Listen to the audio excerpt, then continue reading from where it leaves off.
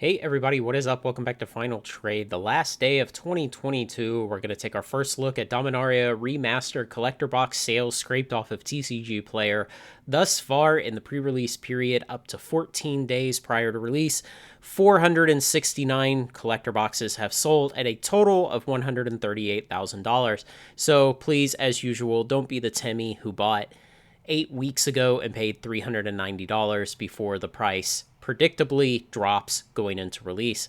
Now, how does this compare against the other most premium set of the year and the best selling set of the year, Double Masters 2022?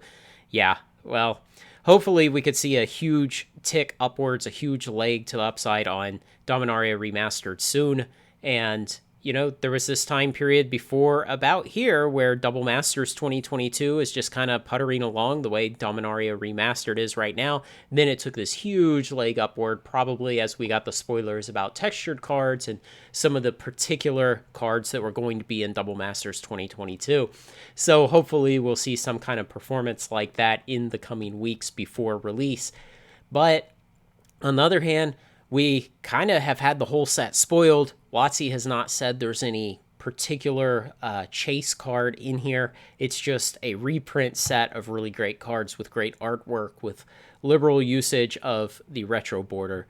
But what could we maybe compare it against? Find something else comparable from this year. Dominaria United.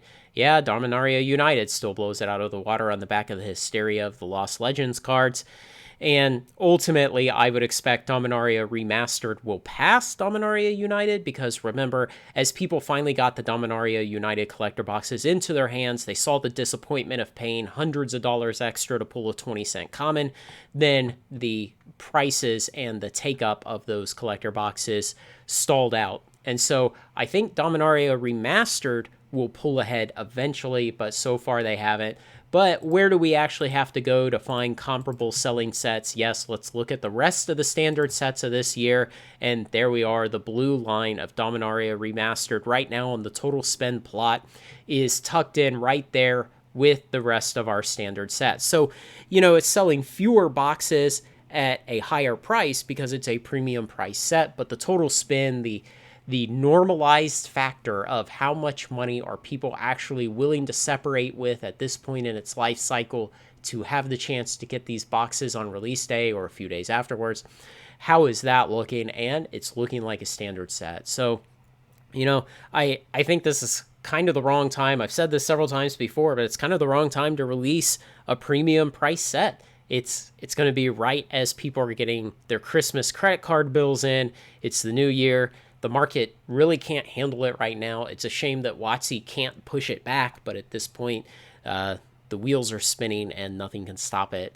It's just unfortunate timing, and I think that we're going to have a good chance to buy these boxes at slightly lower prices, even though the draft boxes are already sitting at just about break-even cost, and the collector boxes are pretty near that too. So we'll have to wait and see what happens. I don't know yet whether I expect this to really crash down to the point where your local card store is underwriting your purchase of this box by losing money on it to get it off the books and move the product. I don't know if I expect that yet. It'll all depend on print run sizes, release wave sizes, and how WotC can manipulate that. I really don't expect that they underprinted this. They're still not in the mindset of that. And especially at the point in the past when they would have had to actually give a number to the printer and say, we want this many boxes. They really were not in the mindset back then, maybe 6 months ago at that point, to have the self-awareness that they needed to cut print runs. So I would expect slightly lower prices coming on these collector boxes in the future. So I'll have an update on this again 1 week from today at the release -7 mark, and then the day after release, I'll do the final update for a while, just tracking how these collector boxes do. I like to take looks at the collector boxes at more frequent intervals than the set boxes because the collector boxes kind of dry up. They're one printing, there's several release waves, but they're one printing, and so you can get a better feel for the long-term trend of them in a shorter amount of time, just because the product doesn't have that long of a life on the market relative to things like set boxes that can get multiple reprints. So I'll be back in 1 week with another update to this. Let me know what you think. Like, comment, share, and subscribe, and join me on Final Trade. Happy New Year.